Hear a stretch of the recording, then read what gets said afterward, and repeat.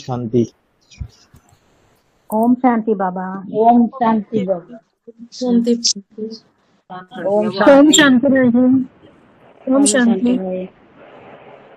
Om Shanti mission करके भाई जी। ओम क्रांति।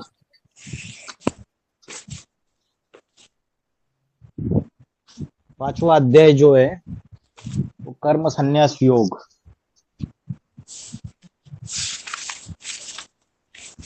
तो पांचवे अध्याय में श्लोक नंबर 1 से लेके 10 तक हम देखेंगे कि सांख्य योग और कर्म योग इन दोनों में से कौन श्रेष्ठ है या दोनों समान है, और जो सांख्य योगी है और कर्म योगी उसके लक्षण क्या है और उनकी महिमा क्या है, यह देखेंगे हम। तो हमको पहले ये देखना है कि सांख्य योग होता क्या है और कर्म योग होता क्या है। तो सांख्य का अर्थ क्या है?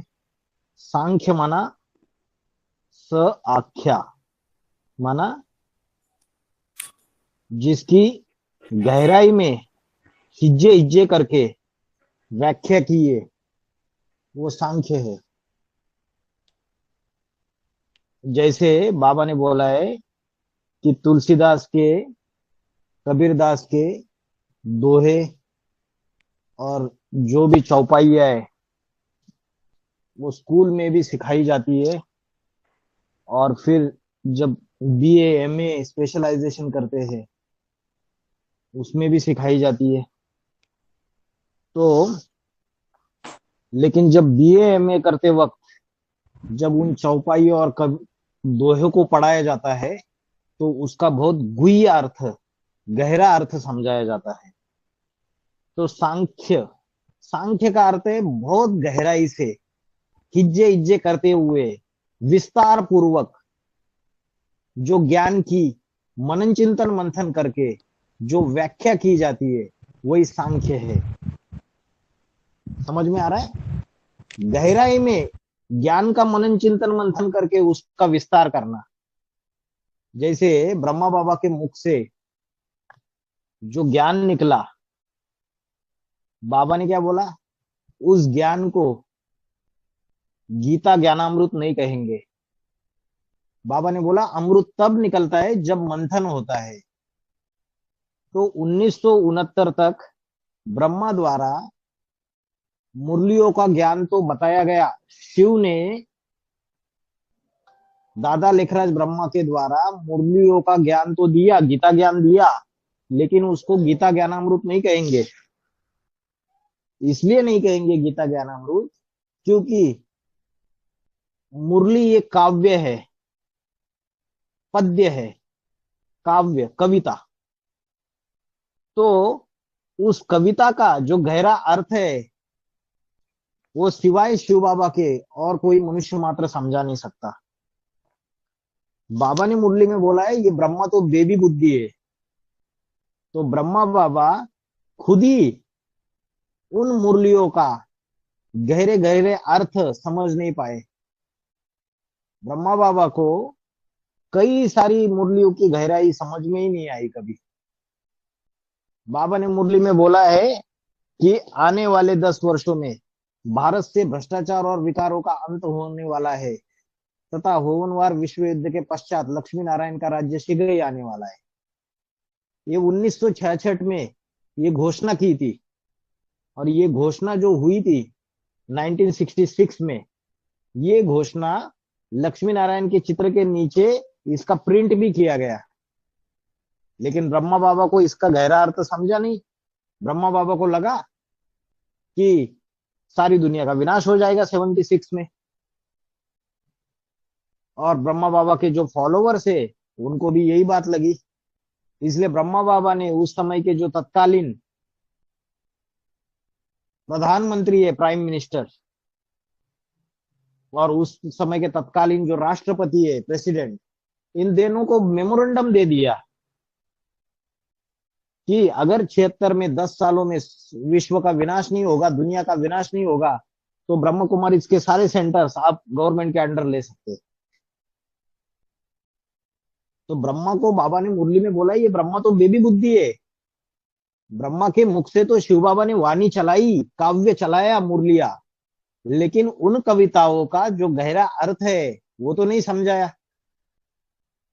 तो जो दूसरा हीरो पाठधारी है, राम वाली आत्मा, जिसको शंकर कहो, जिसकी जटा से गंगा निकली हुई दिखाई जाती है, ज्ञान गंगा की बात है, और बुद्धि रूपी जटा की बात है, जिसके बुद्धि रूपी विशाल बुद्धि से मनन चिंतन मंथन से, बोलते शंकर ने, भागीरथ ने तपस्या की, और भागीरथ ने तपस्या की और गंगा स्वर्ग से नीचे आई तो शंकर की जटा में समा गई, और फिर शंकर की जटा से धरती पर आई, और फिर सारी सृष्टि का उद्धार हो गया। तो ये ज्ञान गंगा की बात है। तो ब्रह्मा बाबा शरीर छोड़ने के बाद 1969 के बाद जो शंकर का पाठधारी है, जो बाप का पाठधारी है, उसके मुख से उन मुरलियों का गहरा मनन चिंतन मंथन करते हुए क्लैरिफिकेशन निकला, उसकी व्याख्या निकली, उसका विस्तार पूर्वक ज्ञान निकला। उसे कहते सांख्य योग। और सांख्य योग के प्रणेता कौन गाए जाते हैं? कौन? कपिल मुनि। कपिल मुनि जो है वो काम्पिल्य नगरी में कपिल मुनि का आश्रम है। तो किसकी यादगार है कपिल मुनि? संगम युग में जो राम वाली आत्मा जो मनन चिंतन मंथन का पाठ बजाती है, उसकी यादगार ही कपिल मुनि है। तो मनन चिंतन मंथन करके जो मक्खन निकाला जाता है, जो सार निकाला जाता है और विस्तार किया जाता है, उसको सांख्य कहते हैं, सांख्य योग। जैसे शुरू में क्या था? शुरू में वेद निकले, वेदों के बाद क्या निकला? वेदों के बाद अरण्य के, उसके बाद और व्याख्या हुई विस्तार पूर्वक शतपद, ब्राह्मणे, उसके बाद उपनिषदे, विस्तार पूर्वक व्याख्या होती गई। तो एक के बाद एक विस्तार होता गया। फिर पुराण निकले, 18 महापुराण गाए जाते हैं, शिव महापुराण, विष्णु पुराण, मत्स्य पुराण, अग्नि पुराण, अलग अलग पुराण, वायु पुराण। तो ऐसे उसका विस्तार होता गया ज्ञान का। तो वैसे ही शंकर के द्वारा, शंकर के पाठधारी के द्वारा जो ज्ञान का विस्तार हुआ, मनन चिंतन मंथन होके उसकी जो गहरी व्याख्या निकली, वही सांख्य योग है। सांख्य योग सबको समझ में आ गया? जी भाई जी। जी भाई जी। अभी क्या होता है कि किसी का मनन चिंतन मंथन चलता है और किसी का ज्ञान में मनन चिंतन मंथन चलता नहीं है, गहराई ज्ञान की पकड़ नहीं पाते हैं। अभी वो क्या करेंगे? वो उच्च पद नहीं प्राप्त कर सकते, उनको प्राप्ति नहीं होगी क्या? तो उनको कौन सा अभ्यास करना चाहिए? कर्म योग का। मनन चिंतन मंथन तो करना ही चाहिए, लेकिन नहीं हो रहा है, बुद्धि में बात नहीं बैठ रही है। तो कर्म योग, तो सांख्य योग और कर्म योग में क्या फर्क है, कौन सा श्रेष्ठ है, ये हम इस 5वें अध्याय में समझेंगे। तो कर्म योग क्या है? कर्म योग जैसे गृहस्थी में रहते हैं, सांसारिक कर्मों को छोड़ा नहीं है, गृहस्थी के जितने भी कर्म है वो कर्म करते हुए अगर एक परमपिता परमात्मा शिव की याद में रह के कर्म कर रहे, उसको अर्पण करके कर्म कर रहे, जो कुछ भी है उसका है, तन से जो भी धन कमा रहे उसका, जो भी लौकिक गृहस्थी चलाने के लिए जितना धन लगता है वो छोड़ के सारा ईश्वरीय सेवा में लगा रहे, ट्रस्टी बन के कार्य कर रहे हैं, जो भी बैंक बैलेंस है, जो भी संपत्ति है, जो भी प्रॉपर्टी है, जितना भी लौकिक जीवन में जो भी मिला हुआ है वो सारा का सारा एक ट्रस्टी बन के संभालते हैं, एक अमानत के रूप में संभालते हैं। तो तन भी अगर लौकिक कार्यों में लगाते हैं तो उस लौकिक कार्यों में जब तन लगाते हो तो परमात्मा की याद में रह के लगाते हैं, और बाकी का सारा समय तन का इस ईश्वरीय सेवा के लिए लगाते हैं, दूसरों को ज्ञान सुनाने के लिए, ज्ञान का धंधा करने के लिए, खुद ज्ञान सुनने के लिए, याद में रहने, योग में रहने के लिए, अच्छे वाइब्रेशन फैलाने के लिए। तो कर्म योग, तो कर्म योग क्या है? गृहस्थी के कर्म करते हुए परमात्मा की याद में रहना, शिव बाबा की याद में रहना, ट्रस्टी बन के रहना। अमानत में कभी खयानत नहीं होनी चाहिए। बाबा बोलते हैं मेरा पास जो धन है वो उसका भी मैं ट्रस्टी हूं। मेरे मन के जो संकल्प है, अगर संकल्प विपरीत जा रहे, किसी देदारी के प्रति जा रहे, तो वो भी क्या हो गया? वो अमानत में खयानत हो गई। तो उसको कर्मयोग कहेंगे। मन के संकल्प भी उसको अर्पण, विकल्प भी उसको अर्पण, अच्छे बुरे सारे कर्म उसको अर्पण। रात को सोते समय सारा पोता मिल दे देंगे उसको। ये हो गई कर्मयोग की व्याख्या। अपने लौकिक कर्मों को संभालते हुए बाकी का सारा समय ईश्वरीय सेवाओं में अर्पण करेंगे, और लौकिक गृहस्थी के कर्म भी करेंगे, बैलेंस करेंगे पूरी तरीके से। ये है कर्मयोग। समझ में आया कर्मयोग क्या है? अभी अभी अर्जुन अर्जुन को सवाल आया, अर्जुन कंफ्यूज हो गए। ज्ञान का अर्जन करने वाले को अर्जुन कहा जाता है। हम सब नंबरवार अर्जुन है। और ये कुरुक्षेत्र की भूमि है। कुरु माना कर्म, क्षेत्र माना भूमि, युद्ध भूमि, कर्म भूमि। ये 5 विकारों से युद्ध है। तो ये जो कुरुक्षेत्र के मैदान में हम सभी अर्जुन खड़े हुए, इस अर्जुन को प्रश्न आया कि भगवान को पूछते हैं, परमात्मा को पूछते हैं, शिव बाबा को पूछते हैं कि मुझे बताइए कि ये जो कर्म योग है और ये सांख्य योग है, इन दोनों में से जो श्रेष्ठ हो उसके बारे में मुझे बताइए। अभी पहले इसमें बोला है, सांख्य योग की बात नहीं बोली है, संन्यास की बात बोली है। संन्यास और कर्म योग में दोनों में से कौन सा श्रेष्ठ है, ये मुझे सुनिश्चित करके बताइए। मैं बहुत कंफ्यूज हूं, मेरा मन फैसला नहीं कर पा रहा है। मैं क्या करूं? मैं कहीं गलत तो नहीं हूं? कौन सा कर्म करना चाहिए, क्या करना चाहिए? तो पहला क्वेश्चन जो है, अर्जुन वाच संन्यासम कर्मणाम कृष्ण पुनर्योगंच संशसी यश्रेयायेतयो एकम ततमे ब्रूहि सुनिश्चितम। मुझे सुनिश्चित करके बताइए। तो क्या बोलता है कि इसमें शब्द आया कृष्ण, और हम तो बोल रहे हैं गीता का भगवान कृष्ण नहीं शिव शंकर भोलेनाथ है। तो इधर कृष्ण शब्द आ गया।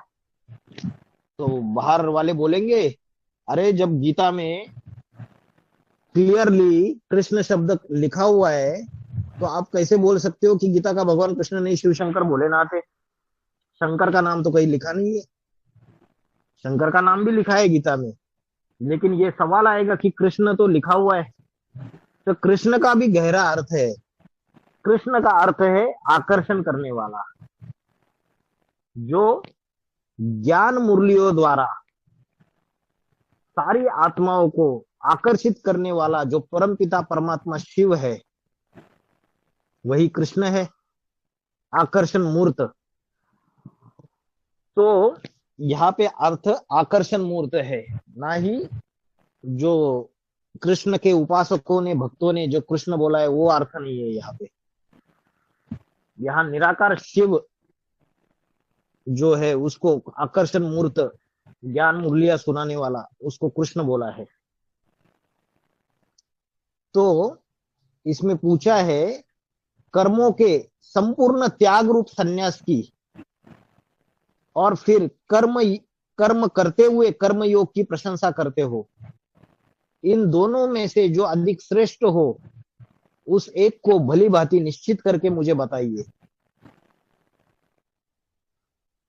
तो कर्मों का संपूर्ण त्याग, सब कुछ छोड़ दो, घर बार छोड़ दो, बाल बच्चे छोड़ दो, सब कुछ छोड़ दो, और कर्मों का सारा त्याग करके बैठ जाओ एक जगह। जैसे बाहर की दुनिया वाले बोलते हैं हिमालय में जाना है हमको, बाबा ने कुमार और कुमारियों के लिए बोला निर्बंधन है अंतिम जन्म में। तो निर्बंधन है तो वो तो संपूर्ण त्याग कर सकते हैं, लेकिन माताओं के लिए नहीं बोला निर्बंधन है, अधर कुमारों के लिए नहीं बोला निर्बंधन है। तो कर्मों का संपूर्ण त्याग संन्यास जो है, अर्जुन तो गृहस्थी था ना, तो उसको क्वेश्चन आ गया, क्या मुझे मेरी द्रौपदी को छोड़ देना है, और जो मेरे बच्चे हैं उनको सबको छोड़ देना है, मेरे भाई है, मेरा राज परिवार के जो भाती है इनको सबको छोड़ के संन्यास लेना है क्या, या कर्म योग करते हुए कर्म करना है, क्या करना है मुझे। तो जवाब मिला 5वें अध्याय का दूसरा श्लोक, संन्यास कर्म योगा निश्रेय सकरो उभो तयस्तु कर्म संन्यासात कर्म योगा विशिष्यते।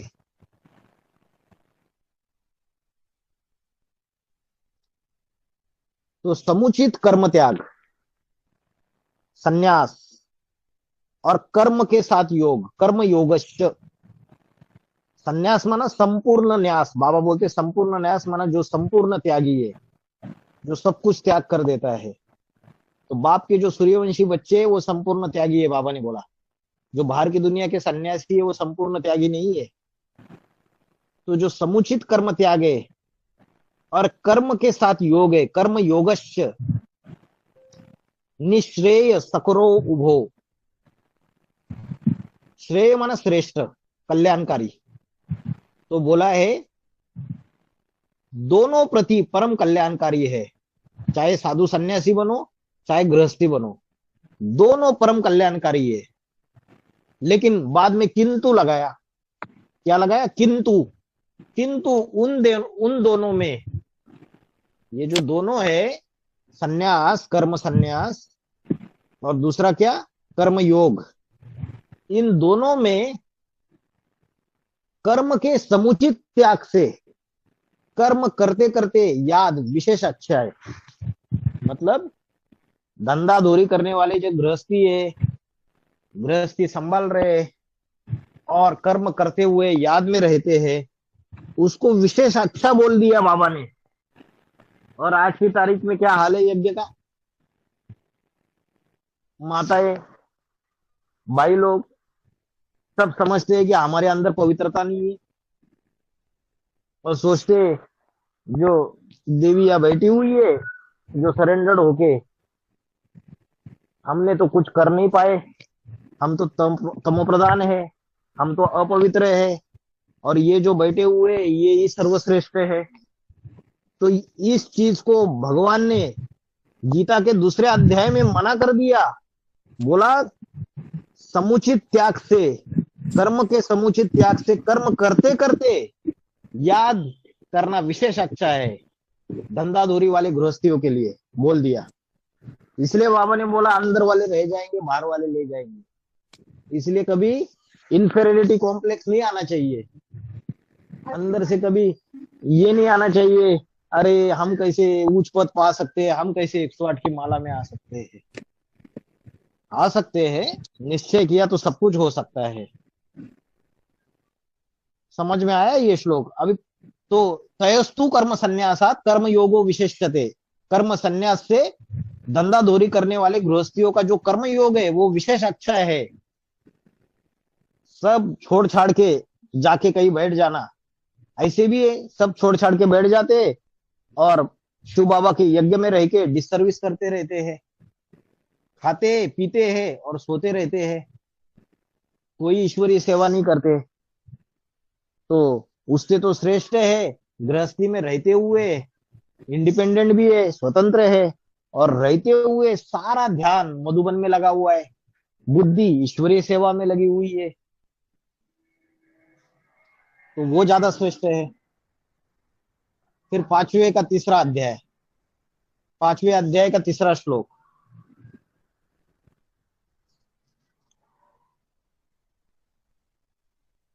ज्ञेयस्य नित्य सन्यासी यह न द्वेष्टि न काक्षन्ति निर्द्वंद्व ही महाभावो सुखम बंधात प्रमुच्यते। द्वेष्टि, द्वेष्टि का अर्थ है द्वेष, ईर्ष्या द्वेष करना, जिलसी, हेट्रेड, किसी के प्रति ईर्ष्या द्वेष करना, द्वेष्टि।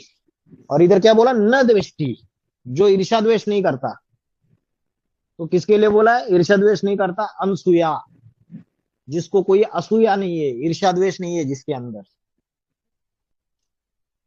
क्यों उसके लिए बोला? वो तो कन्या चोला है, क्योंकि स्त्री चोले में ईर्ष्या द्वेष ज्यादा रहता है, और ईर्ष्या द्वेष ज्यादा रहता है, लेकिन स्त्री चोला होते हुए एक ऐसा पाठधारी है जो अनसूया, जिसके अंदर कोई ईर्ष्या द्वेष नहीं है दूसरों के प्रति। बाबा से अगर दूसरी बहनें मिलती है तो उनको ईर्ष्या द्वेष नहीं आता है, उनको और अच्छा लगता है मिले बाबा से। तो जिसको द्वेष नहीं है, न द्वेष्टि न काक्षंती, काक्षंती माना कोई भी प्रकार की लौकिक इच्छा नहीं है, कोई भी प्रकार की सांसारिक इच्छा नहीं है। तो यहां क्या बोला? निर्द्वंदो ही महाबाहो। महाबाहो का अर्थ क्या है? बाहो माना भुजा, और महा माना महान भुजाएं। और अगर आप नई किताब में देखेंगे तो महाबाहो का अर्थ जो नई किताब में बताया है, वो बताया अष्टदेवों की सहयोगी रूप भुजाओं वाले। तो कोई समझता महाबाहो का अर्थ 1000 भुजाएं ब्रह्मा की, 16,108 का राज परिवार है, 4.5 लाख आत्माएं है। लेकिन नई किताब में जो बाबा ने क्लैरिफिकेशन दिया है, उसमें खास अष्ट देवों की सहयोगी रूपी भुजाएं वाले महाबाहो का अर्थ बताया। तो जो अष्टदेव है, ये जो उसकी 8 भुजाएं है, यही महाबाहो का रूप है शिव का, यही विराट स्वरूप है उसका। क्योंकि इन अष्टदेवों के द्वारा वो भुजाएं फैला के सारे संसार में दुनिया के सामने प्रत्यक्ष होता है। तो ये अष्टदेव रूपी सहयोगी भुजाओं वाले महाभाव, जो न द्वेष करता है, न कोई लौकिक इच्छा करता है, सांसारिक इच्छा करता है, वह क्या है? नित्य सन्यासी। तो वो लौकिक कर्मों का सदा त्याग करने वाला सन्यास योगी जाना जाता है। तो कोई बोलता है कि भैया ये तो सब कुछ छोड़ के आ गए यज्ञ में, घर गृहस्थी छोड़ के आ गए, सब कुछ बंधन छोड़ के आ गए, तो उनको सन्यास योगी कहेंगे? गीता में बोला नहीं कहेंगे। अगर कोई सब कुछ छोड़ के आ गया और उसके अंदर ईर्ष्या द्वेष नहीं गया, और उसके अंदर का सांसारिक इच्छाएं खत्म नहीं हुई, तो उसको सन्यास योगी नहीं कह सकते। श्रीमद् भगवत गीता में तीसरे श्लोक में बोल दिया ये बात। मतलब सिर्फ कागज पे सरेंडर पत्र लिख के अगर सरेंडर हो गए और मन बुद्धि शिव बाबा के मधुबन में रहते हुए बाहर की दुनिया में भटक रही है, विषय विकारों में जा रही है, बाहर की सांसारिक इच्छाएं भोगने के लिए बुद्धि भाग रही है, तो ऐसे इच्छाओं वाले और जिनके अंदर ईर्ष्या द्वेष भरा हुआ है, उनको सन्यास योग वाले नहीं कह सकते। सिर्फ सब कुछ अर्पण कर दिया, समर्पण कर दिया, लेकिन द्वेष नहीं गया, ईर्ष्या द्वेष, सांसारिक इच्छाएं नहीं गई, तो उनको सन्यास योगी नहीं कहा जाता। क्योंकि निर्द्वंद्व, निर्द्वंद्व का अर्थ क्या है? राग और द्वेष, इन दोनों द्वंद्वों से परे। द्वंद्व माना कभी लगता है ये करूं, कभी लगता है मन को लगता है वो करूं, होता है ना कभी कभी ऐसा। द्वंद्व चलता है, द्वंद्व युद्ध, क्या करूं क्या ना करूं, ये कैसी मुश्किल है, ऐसे हो जाता है। तो ऐसे समय जो ईर्ष्या, द्वेष और जो ये द्वंद्व है, राग द्वेष वाले, राग माना प्रेम, वैराग माना विपरीत प्रेम, प्रेम आसक्ति वाला प्रेम भी होता है। तो इन दोनों द्वंद्वों से रहित जो निर्द्वंद्व है, ऐसा पुरुष कर्म बंधन से सुख पूर्वक छूट जाता है। क्या बोला है? बंधनात्, बंधनात् प्रमुच्यते, सुखम बंधनात् प्रमुच्यते। राग द्वेष आदि द्वंद्वों से रहित कर्म बंधन से सुख पूर्वक छूट जाता है। जो न द्वेष करता है, न कोई सांसारिक इच्छा करता है, वही लौकिक कर्मों का सदा त्याग करने वाला संन्यास योगी जाना जाता है। वो राग द्वेष आदि द्वंद्वों से रहित पुरुष कर्म बंधन से सुख पूर्वक छूट जाता है। तो मधुबन में सरेंडर होने से कर्म बंधन से छूटते नहीं है। जब तक राग द्वेष इस द्वंद्वों से परे नहीं जाएंगे, सांसारिक इच्छाएं खत्म नहीं होगी, तब तक कर्म बंधन से छुटकारा नहीं हो सकता। तो ये तीसरे श्लोक में बता दिया। फिर आ जाइए चौथा श्लोक। अभी यहां तक तो संन्यास योग की बात चल रही थी, अभी अचानक टर्न ले लिया। सांख्य योगो पृथक बाला प्रवदंती न पंडिता। सांख्य माना जो अभी समझाया मैंने, जो ज्ञान योग है, या जो विस्तार पूर्वक जो ज्ञान का मनन चिंतन मंथन करके जो संपूर्ण व्याख्या करके जो ज्ञान है, विस्तार का ज्ञान,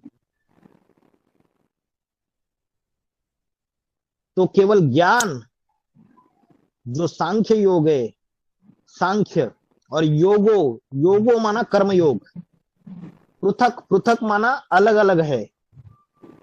ये ज्ञान योग माना सांख्य योग और ये कर्म योग, ये दोनों अलग अलग है। अभी तक तो संन्यास योग और कर्म योग की बात चल रही थी, और उसमें कर्म योग को श्रेष्ठ बता दिया पांचवे के दूसरे श्लोक में, पांचवे अध्याय के दूसरे श्लोक में। लेकिन जो पांचवे अध्याय का चौथा श्लोक है, इसमें बात आई सांख्य योग की, कि सांख्य योग और कर्म योग ये दोनों अलग अलग है। ऐसा कौन समझते हैं ये दोनों अलग अलग है? जो बाल बुद्धि है, बच्चा बुद्धि है, वो ये बात समझते हैं कि ये दोनों अलग अलग है। प्रवदंती माना क्या है? कहते हैं। प्रवदंती ना पंडिता, पंडित जन नहीं कहते हैं। बाल बुद्धि, बच्चा बुद्धि वाले लोग ये कहते हैं कि ये दोनों अलग अलग अलग है। लेकिन जो पंडित जन है वो क्या समझते हैं? एकम एकम अपि आस्थिता सम्यक उभयो विदन्ते फलम। एक का भी भली प्रकार आश्रय लेने से, आस्थिता, आस्थिता माना आश्रय लेना, माना एक को भी आप फॉलो करो, ज्यादा झंझट में मत फंसो, दोनों में से एक को करो। सांख्य योग, या तो गहराई में जाओ ज्ञान की मनन चिंतन मंथन करके, या तो कर्म योग का अभ्यास करो, आप अपने आप वहां पहुंच जाओगे। तो एक का भी भली प्रकार आश्रय लेने वाला दोनों का फल पाता है। क्या बोल दिया? उभयो विंदते फलम। उभयो, उभयो माना दोनों, विंदते माना पाता है, दोनों का फल पाता है। तो सांख्य योग और कर्म योग ये दोनों अलग अलग नहीं है। जो बच्चा बुद्धि वाले ये दोनों को अलग अलग समझते हैं। एक का भी आसरा लेने वाला दोनों का फल प्राप्त करता है। फिर पांचवें अध्याय का पांचवा श्लोक।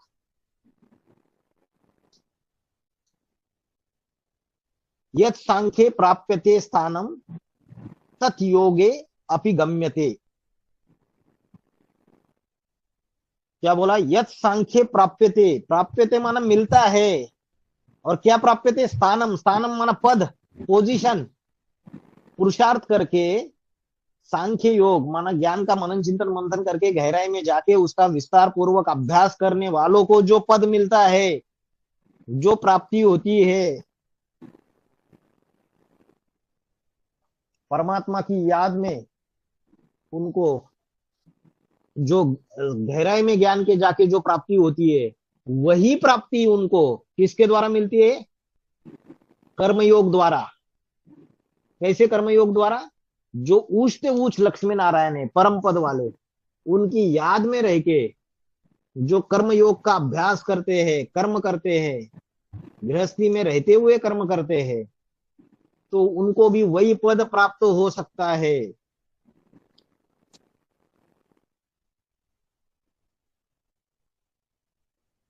फिर क्या बोला? एकम सांख्यम च योगम चय पश्यति स पश्यति।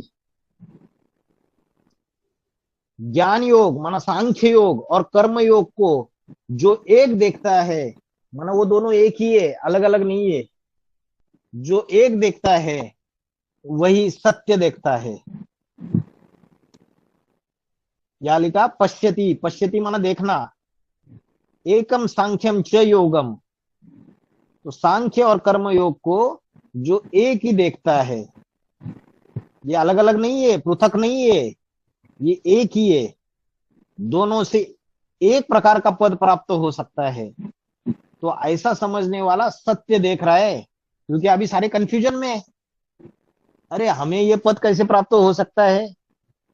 ये तो कुछ भी बोलते हैं, ऐसा कैसे हो सकता है? हम तो गृहस्थी है, गिरी हुई हस्ती है, पतित है, अपवित्र है, ये तो जो कन्या है, कुमार है, ये तो अपना संपूर्ण त्याग करके बैठे हुए हैं, ये तो उच्च पद पाने वाले हैं। ये जो इंफीरियरिटी कॉम्प्लेक्स आ रहा है, तो क्या है? बच्चा बुद्धि है, जो ज्ञान की गहराई में जा रहे। लेकिन अगर कर्मयोग को भी अगर उन्होंने अच्छी तरीके से महत्व दे दिया, तो वो भी जो सांख्य योग है, जो ज्ञान की मनन चिंतन मंथन गहराई में जा रहे, उनके जैसा ही पद प्राप्त कर सकते हैं। कोई कोई माताओं के बाबा ने बोला कि गृहस्थी में उसकी बुद्धि ऐसी खप जाती है बच्चों के पालन पोषण में, कि उसके बुद्धि में मुरली का ज्ञान वो बैठता ही नहीं है, भूल जाती है तुरंत ही तुरंत। तो ऐसी माताओं को उद्धार नहीं होगा? क्या वो माला के दाने नहीं बन सकते? बन सकते हैं। अगर कर्म योग के अभ्यास में रहे तो वो भी माला के दाने बन सकते हैं।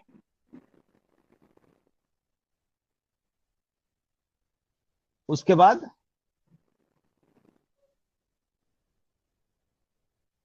5वें अध्याय का 6ठा श्लोक, 5th चैप्टर 6th श्लोक। संन्यासतु महाबाहो दुखम आप्तुम अयोगता। अयोगता माना अ लगा दिया योग के आगे। तो अगर योग के आगे अ लगा दिया तो क्या हो गया उसका अर्थ?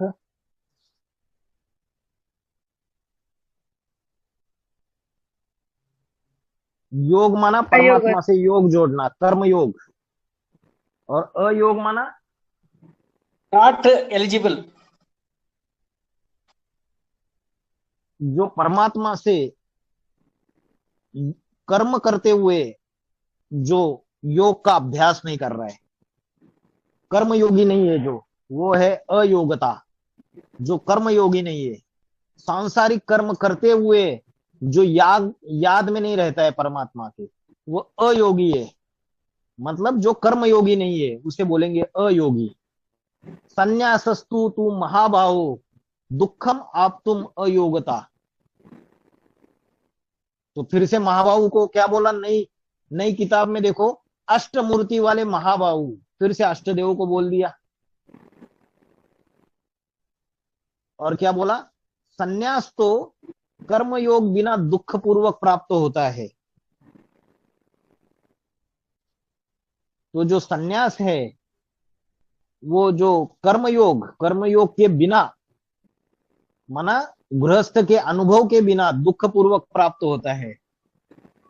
तो सन्यासी क्या करते हैं, हठ योग करते हैं ना, बीवी बाल बच्चों को, घर गृहस्थी को छोड़ के जंगल में चले जाते हैं और हठ योग करते हैं।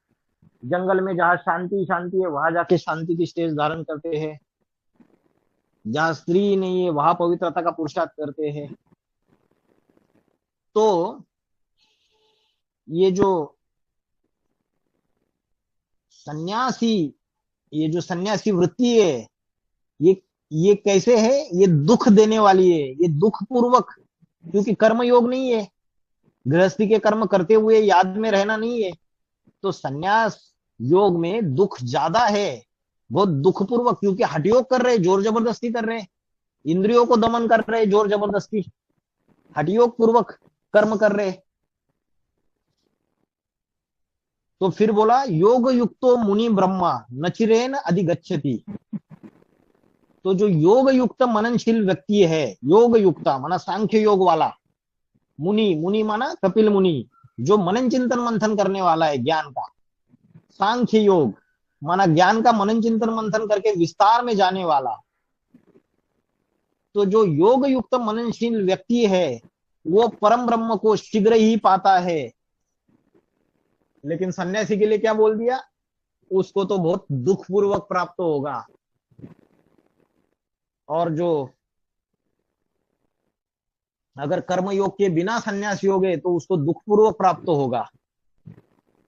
और जो सांख्य योगी है, जो मननशील व्यक्ति है, उसको परम ब्रह्म शीघ्र ही प्राप्त होता है।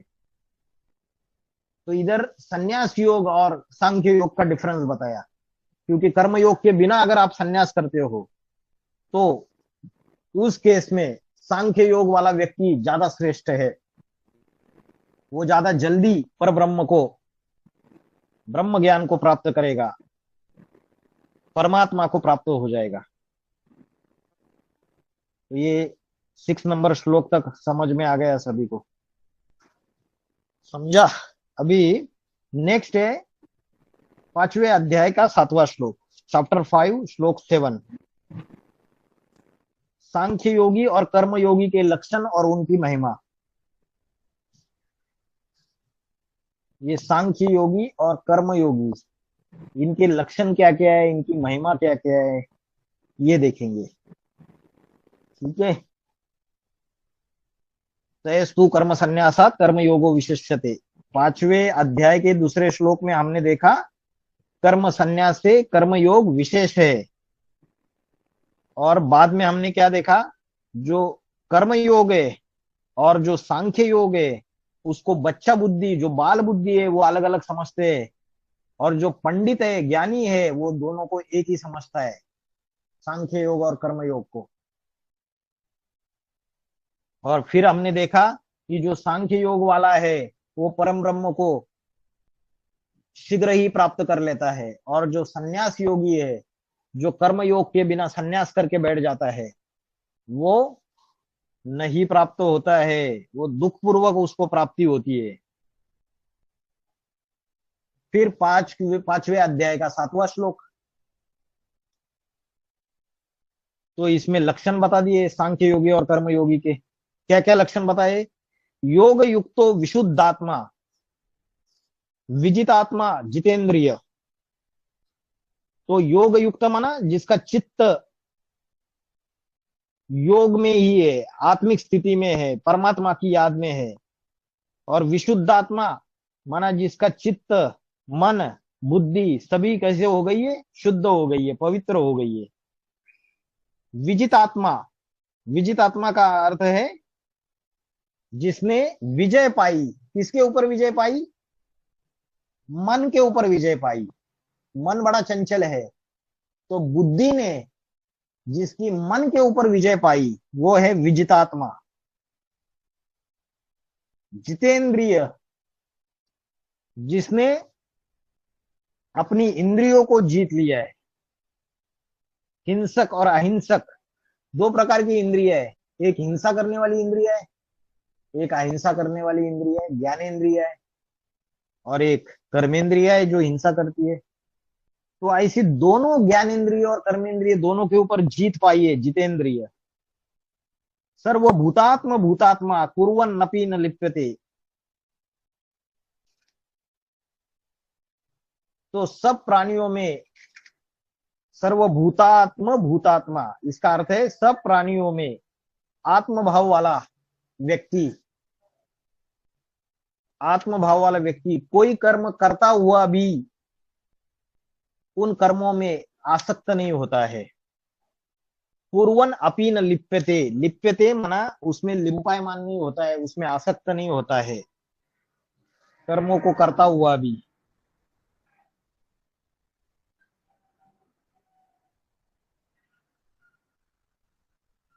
समझ में आ रहा है क्या क्या खासियत बताई उसकी? एक तो वो योग युक्त है, एक तो उसका चित्त मन बुद्धि पवित्र हो चुकी है, विशुद्धात्मा, उसमें पवित्र संकल्प ही चल रहे, दुनियादारी के संकल्प नहीं चल रहे, ज्ञान युक्त संकल्प चल रहे, विश्व कल्याण के संकल्प चल रहे, श्रेष्ठ संकल्प चल रहे। विजित आत्मा, जिसका चंचल मन के ऊपर बुद्धि ने जीत पाई है, जो जितेंद्रिय ज्ञानेन्द्रिय और कर्मेंद्रियों को जीत लिया है, जिसने अपने वश में कर लिया है, और सब प्राणियों में वो आत्म भाव वाला व्यक्ति है, सभी प्राणियों को आत्मिक स्थिति में देखता है, कोई ऊंचा कोई नीचा नहीं है उसकी दृष्टि में, कोई पार्शलिटी नहीं है, कोई पक्षपात नहीं है।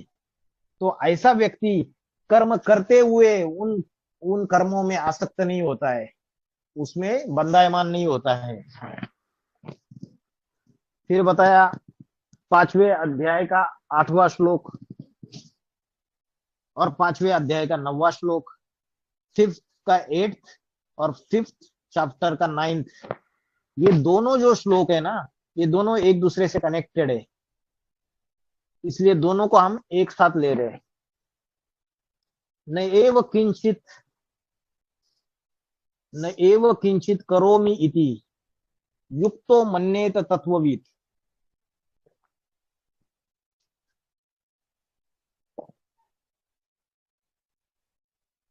पश्यन् शृण्वन् स्पृशन् जिघ्नन् अश्नन् गच्छन् स्वपन् श्वसन् प्रल्पन् विसृजन् ग्रहण उन्मिषन् निमिषन् अपि इंद्रियादि इंद्रियार्थेषु वर्तन्त इति धारयन्।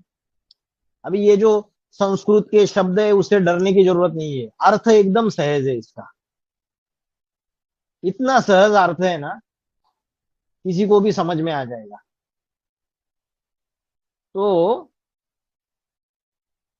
पश्चन माना देखते हुए, सुनवन माना सुनते हुए, स्पृशन माना स्पर्श करते हुए, जिघ्नन माना सूंघते हुए, नाक से सूंघा जाता है ना, माना सारी इंद्रियों से, आंखों से देखते हैं, कानों से सुनते हैं, हाथ से स्पर्श करते हैं, नाक से सूंघते हैं, खाते, अश्नन माना खाते, गच्छन माना जाते, स्वपन माना सोते, श्वसन माना श्वास लेते, बोलते, प्रलपन का अर्थ है प्रलपन माना बोलना, विसृजन, विसृजन का अर्थ है मल मूत्र त्याग करना, विसृजन, ग्रहण, ग्रहण माना श्वास लेते, ग्रहण माना ग्रहण करते हुए, लेते हुए, उन्मिशन माना आंख खोलते हुए, और निमिशन माना आंख बंद करते हुए। वो कुछ भी नहीं करता है, वो क्या रहता है, आत्मिक स्थिति में रहता है, ज्योति बिंदु आत्मिक स्थिति में रहता है। मतलब ज्ञानेन्द्रियों से कर्मेंद्रियों से कर्म करते हुए, इसका सिंपल अर्थ ये है, वो आत्मिक स्थिति में रह के ये सारे इंद्रियों के कर्म करता है।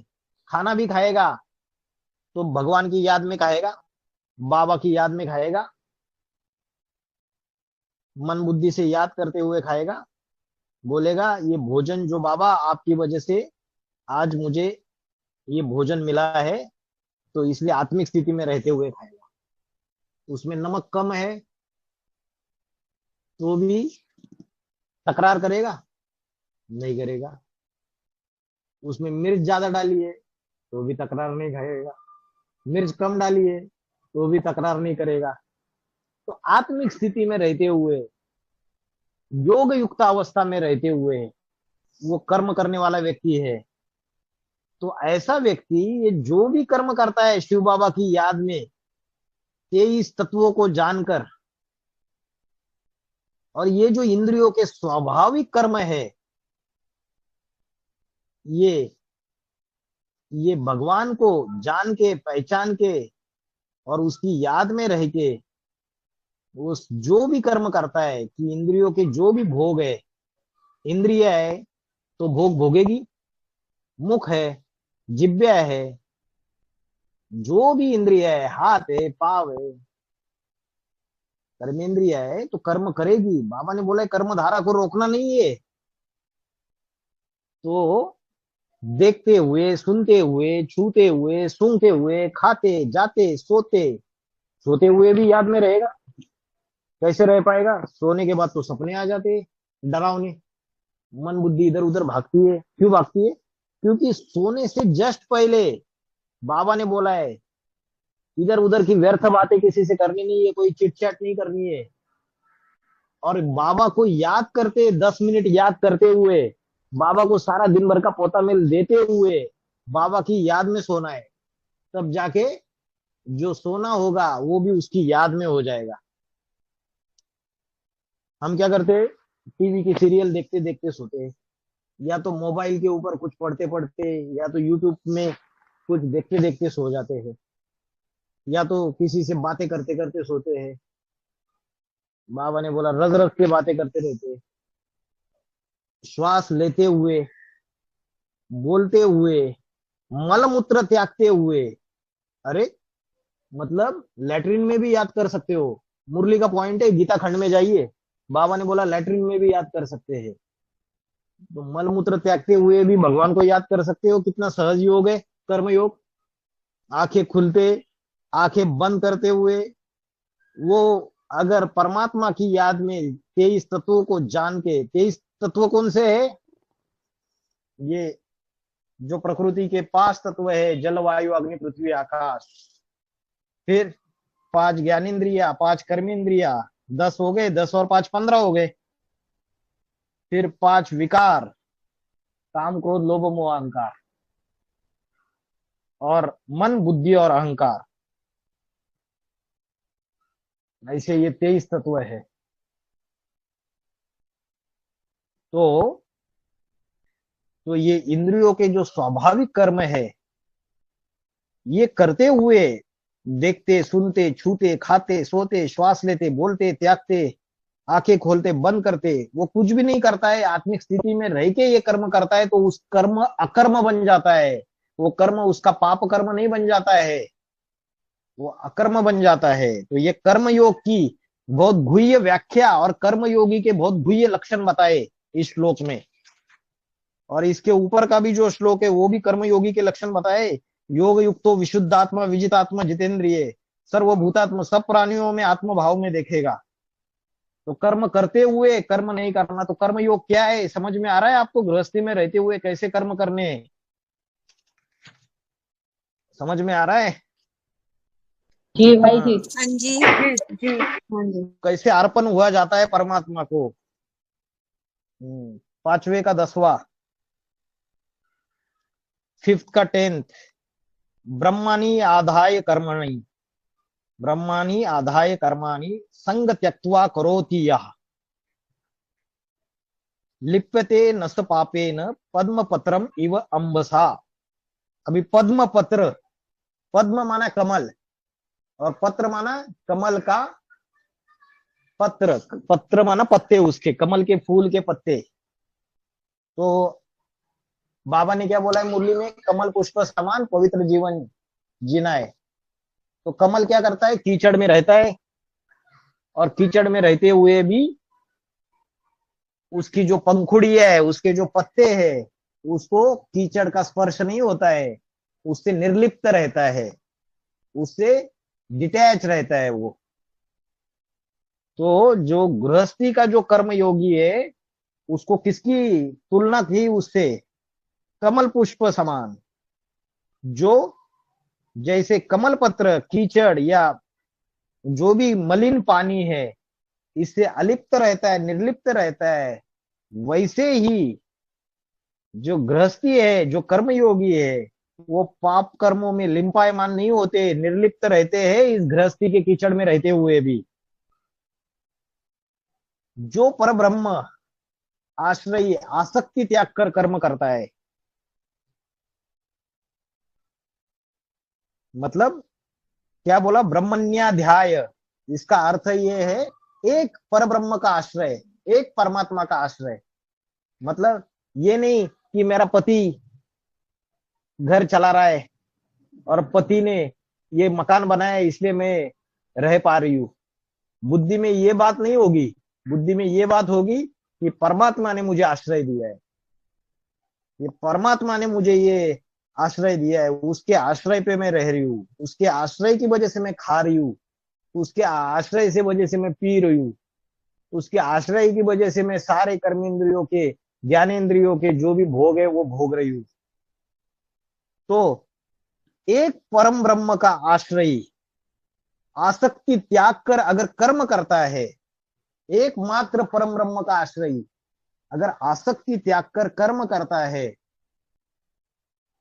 मतलब गृहस्थी में रहते हुए बच्चों से भी अनासक्त, पति से भी अनासक्त, पत्नी से भी अनासक्त, रिश्तेदारों से, संबंधियों से अनासक्त, और ईश्वरीय परिवार में जो संबंधी संपर्की है, ईश्वरीय परिवार के जो भारतीय है उनसे भी अनासक्त।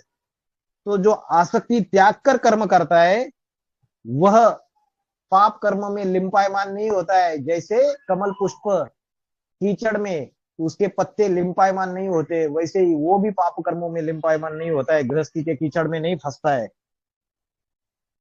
समझ में आया? हाँ जी भाई जी। ओके, भाई जी। 5 का 1 से 5 से 10 हो गए।